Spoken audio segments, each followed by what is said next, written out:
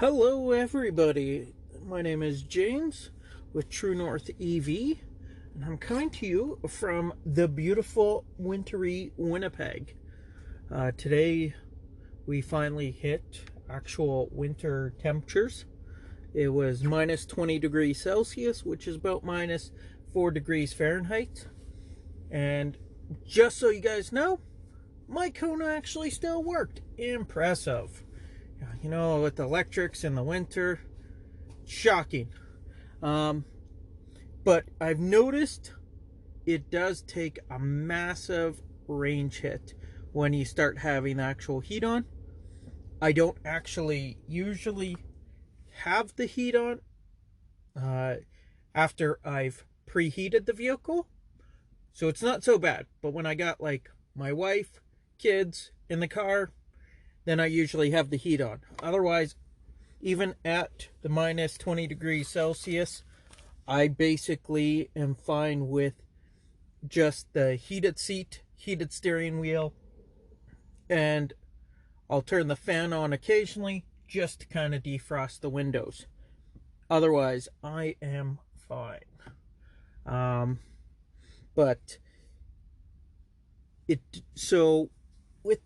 I just actually turned off the heat from defrosting the window. I turn the heat on, so I go from about 280 kilometers with the heat off to 211 kilometers of range with the heat on. So you're looking at 69 kilometers just to have the heat on, and that's not even blowing that hot. I think that's sitting at putting up to plus 19 in the car. So it does take a massive range hit, which I don't mind, because again, you can just turn the heat off and all of a sudden you got more range, which you can't do in a gas vehicle. So yeah, I am possibly planning a trip out to Whitewood, Saskatchewan, which is approximately, I think it's about 400-ish kilometers away. So it'd be 800-kilometer trip, which would normally be a full 8-hour day to do this. But I would have to make 2 charge stops, each being about an hour, or I guess then a total of 4 stops. And you'll make 2 going, or 3. One in Brandon, which is about 200 kilometers away, and then I could get to Whitewood, charge up at Whitewood, get back to Brandon, and then get back home. Would be a little interesting. I haven't done that long. I normally don't even travel that far normally in the winter, even with a gas vehicle. I just have no reason really to do it. But there is a new charger opening up, which is the last one in the Petro-Canada lineup, which would basically then allow me to get from Winnipeg, actually even Kona, which is 200 kilometers east of Winnipeg. That would allow you to go from there all the way to BC on just Petro-Canada chargers. Which, for a gas company to do that much work in such a short time, because I believe most of them are from January of this year on, is like super impressive. Plus they've done a lot more further east, like in Ontario and Quebec. So yeah, that's amazing. And so we'll see what comes up. I might be doing that road trip. That will be pretty darn cool, I think. I did have one issue with the Kona so far. I do have the remote climate start that I use on my phone. On the one day that I actually had to be somewhere at a set time was for my son's doctor's appointment. I had turned nice little preheat of the vehicle. I then had my son put him in the vehicle, and then I went to go unplug the charger, and it decided it did not want to unplug. And normally with my climate control, when I open the front driver door or passenger door, it would normally turn off the climate control and then you'd have to start the vehicle. It didn't do that for whatever reason. So it left the climate control on and it wouldn't allow me to unlock the charge port to pull the charger out. We tried multiple different things. I was super frustrated. And yeah, so I called the dealership, and apparently there's, from what they know, there, and I even looked in the manual, we cannot find any sort of override to force the charger out. Like I know with Tesla, there's a cord you can pull behind the charge port in the trunk, and you can pull and it will release the charger. Where the Kona apparently does not have it, there's a little orange button, essentially, when you open up the hood, that apparently pushes ice out of it, but there's no way to force a release. So that took about 20-ish minutes of turning the climate off on the phone and kind of unlocking, locking the door. And I think it all just eventually timed itself out. And so I was able to, once the climate control timed itself out, then I was actually able to pull the charger out. So yeah, and I've now tried to replicate it today, and it seems to be working perfectly normal. So I'm not sure what that's about, if, you know, just some sort of computer brain fart or whatnot. But super frustrating. It was because I normally try to leave a buffer, and it basically ate through that buffer, plus some. And of course, that was the day then two of my neighbors asked me how I like my Kona. So I had to tell any other day, I love it. Of course, today, I really dislike it. So, but it all worked out. Hasn't acted up again. But, yeah, it was really weird, and it's frustrating not having a way to release that charger. Because I was even told by the dealership, well, maybe if you call roadside assistance, they might have a way to release it.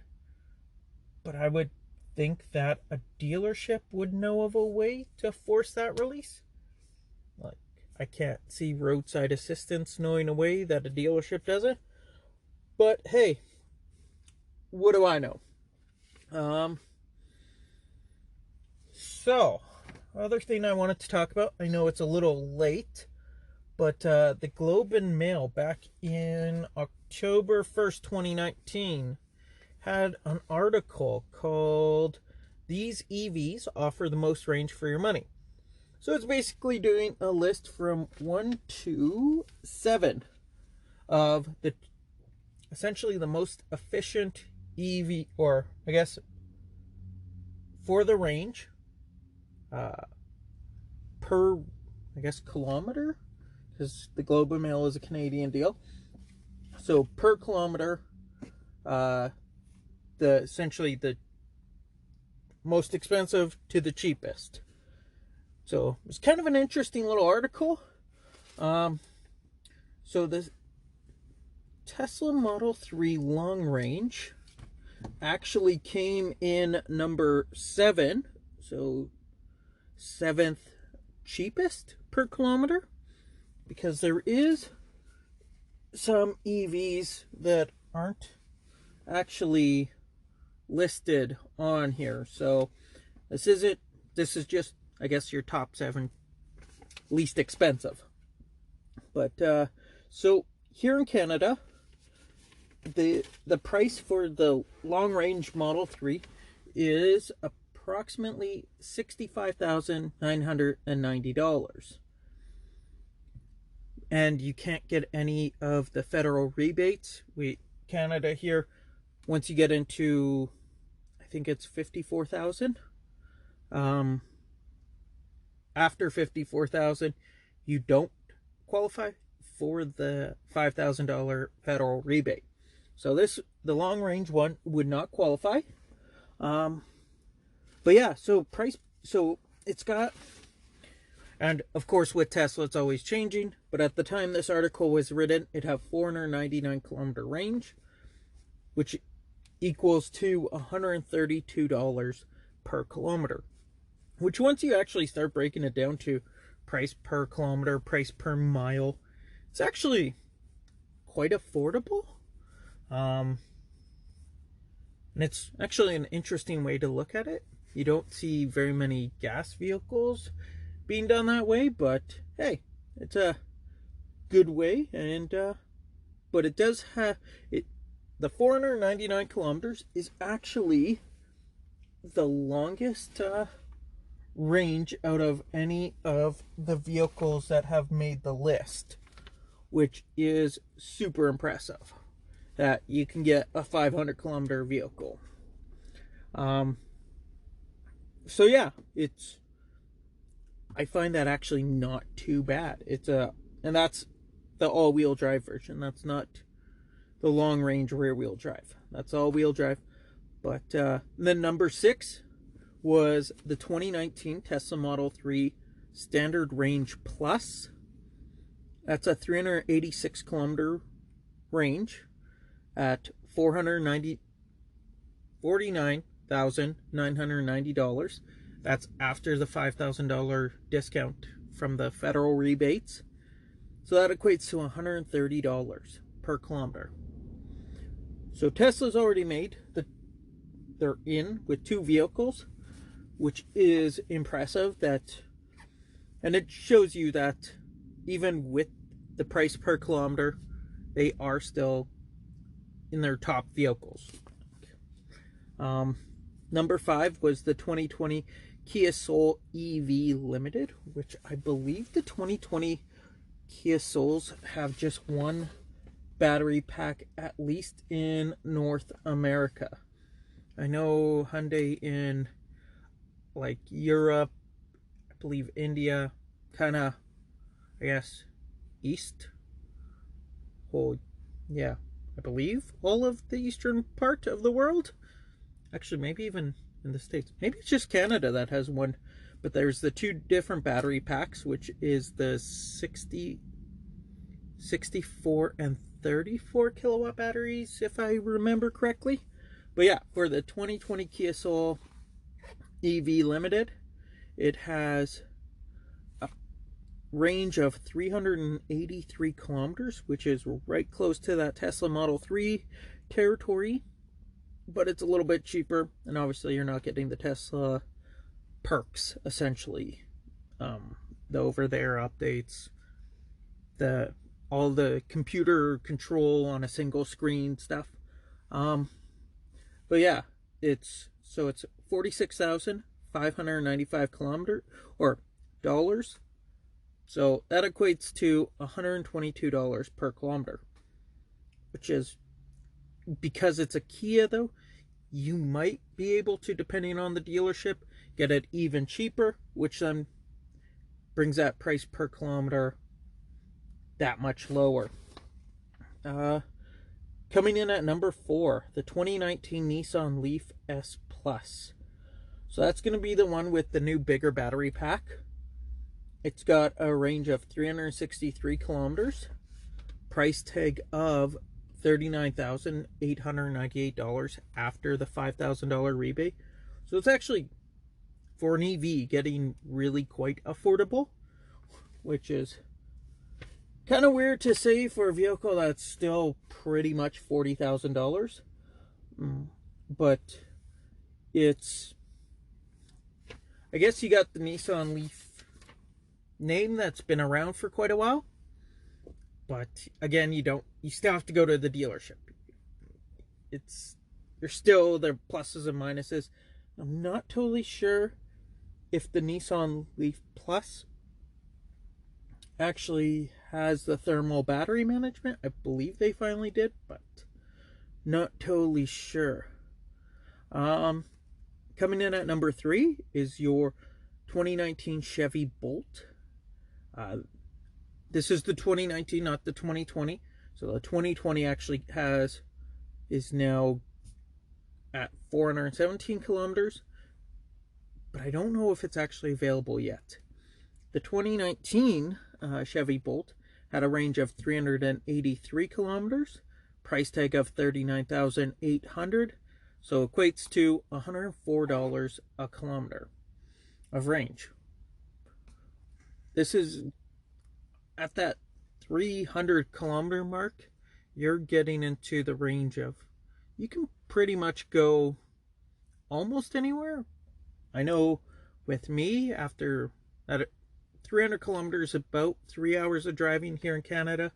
Most speed limits on the highway is about 100 kilometers an hour.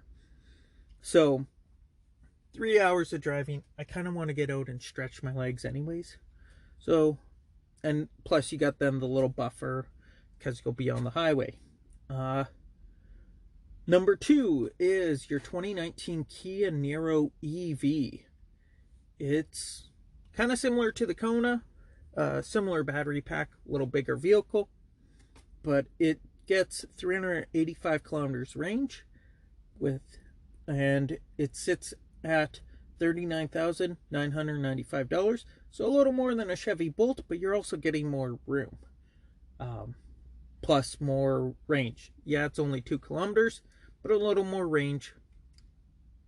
And so that sits at $104 per kilometer.